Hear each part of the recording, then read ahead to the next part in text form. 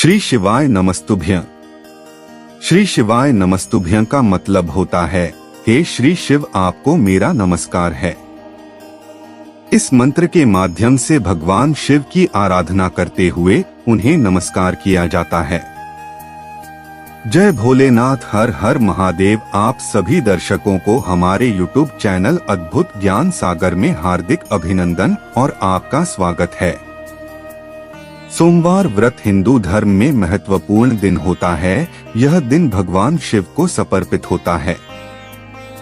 इस दिन भगवान शिव की कृपा पाने के लिए शिव भक्त पूरे दिन का व्रत करते हैं।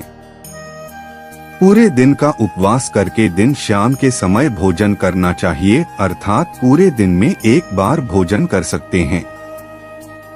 सावन व श्रावण मास के सोमवार के व्रत का महत्व और भी ज्यादा होता है।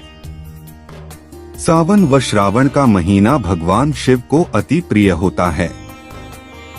इस मास के दौरान भगवान शिव व माता पार्वती की पूजा होती है। सोमवार को ब्रह्मा मुहूर्त में सोकर उठें और स्नानादि से निवृत्त हो जाएं। गंगा जल या पवित्र जल पूरे घर में छिड़कें। घर में ही किसी पवित्र स्थान पर भगवान शिव की मूर्ति या चित्र स्थापित करें। अगर आप घर में शिवलिंग स्थापित है तो अभिषेक के साथ पूजा प्रारंभ करनी चाहिए। अभिषेक के बाद बेलपत्र, समीपत्र, दूब, कुशा, कमल, नीलकमल, जम्वा फूल, कनेर, राई फूल आदि से शिवजी को प्रसन्न किया जाता है। भगवान शिव का ध्यान करें। ध्यान के पश्चात नमः शिवाय से शिवजी का तथा शिवाय नमः से पार्वती जी का षोडशोपचार पूजन करें।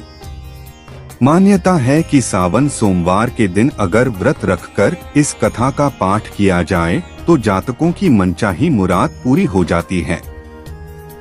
एक साहूकार था जो भगवान शिव का अनन्य भक्त था।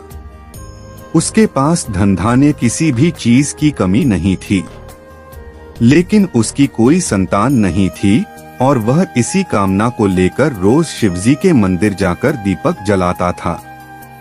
उसके इस भक्तिभाव को देखकर एक दिन माता पार्वती ने शिवजी से कहा कि प्रभु, यह साहूकार आपका अनन्य भक्त है।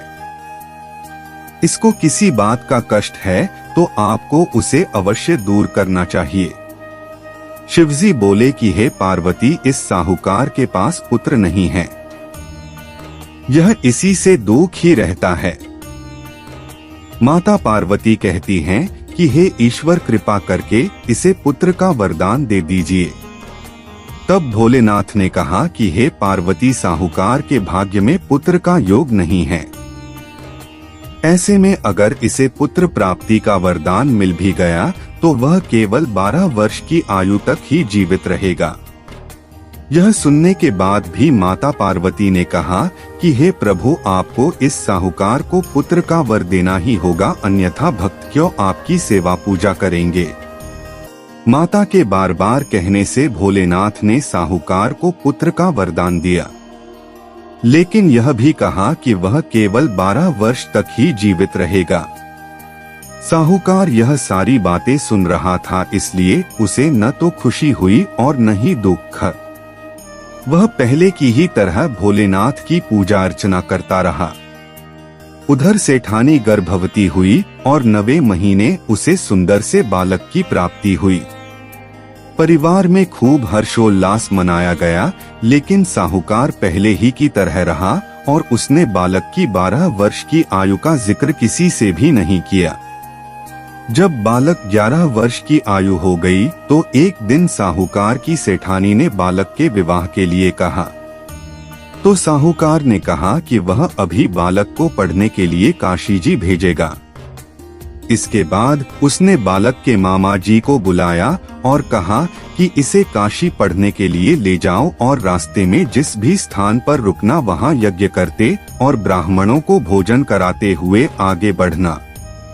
उन्होंने भी इसी तरह करते हुए जा रहे थे कि रास्ते में एक राजकुमारी का विवाह था। जिससे उसका विवाह होना था वह एक आंख से काना था। तो उसके पिता ने जब अति सुंदर साहूकार के बेटे को देखा तो उनके मन में आया कि क्यों न इसे ही घोड़ी पर बिठाकर शादी के सारे कार्य संपन्न करा लिए जाएं। तो उन्होंने मामा से बात की और कहा कि इसके बदले में वह अथाह धन देंगे, तो वह भी राजी हो गए।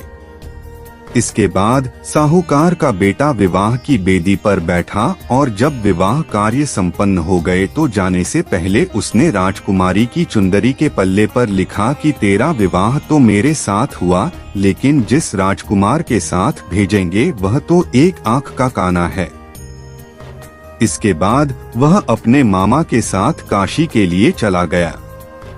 उधर जब राजकुमार ने अपनी चुनरी पर यह लिखा हुआ पाया तो उसने राजकुमार के साथ जाने से मना कर दिया। तो राजा ने भी अपनी पुत्री को बारात के साथ विदा नहीं किया। बारात वापस लौट गई। उधर मामा और भांजे काशी जी पहुंच गए थे। एक दिन जब मामा ने यज्ञ रचा रखा था और भांजा बहुत देर तक बाहर नहीं आया, तो मामा ने अंदर जाकर देखा तो भांजे के प्राण निकल चुके थे। वह बहुत परेशान हुए, लेकिन सोचा कि अभी रोना पीटना मचाया तो ब्राह्मण चले जाएंगे और यज्ञ का कार्य अधूरा रह जाएगा। जब यज्ञ संपन्न हुआ तो मामा ने रोना पीटना शुरू किया। उसी समय शिव पार्वती उधर से जा रहे थे, तो माता पार्वती ने शिवजी से पूछा, हे प्रभु, ये कौन रो रहा है? तभी उन्हें पता चलता है कि यह तो भोलेनाथ के आशीर्वाद से जन्मा साहूकार का पुत्र है। तब माता पार्वती कहती हैं कि हे स्वामी, इसे जीवित कर दें, अन्यथा रोते रोते इसके माता पिता के प्राण निकल जाएंगे। तब भोलेनाथ ने कहा कि हे पार्वती, इसकी आयु इतनी ही थी सो वह भोग चुका। लेकिन मां के बार बार आग्रह करने पर भोलेनाथ ने उसे जीवित कर दिया। लड़का ओम नमः शिवाय करते हुए जी उठा और मामा भांजे दोनों ने ईश्वर को धन्यवाद दिया और अपनी नगरी की ओर लौटे। रास्ते में वही नगर पड़ा और राजकुमारी ने उन्हें पहचान लिया। तब राजा ने राजकुमारी को साहूकार के बेटे के साथ बहुत सारे धनधान्य के साथ विदा किया। उधर साहूकार और उसकी पत्नी छत पर बैठे थे। उन्होंने यह प्रण कर रखा था कि यदि उनका पुत्र सकुशल न लौटा तो वह छत से कूदकर अपने प्राण त्याग देंगे।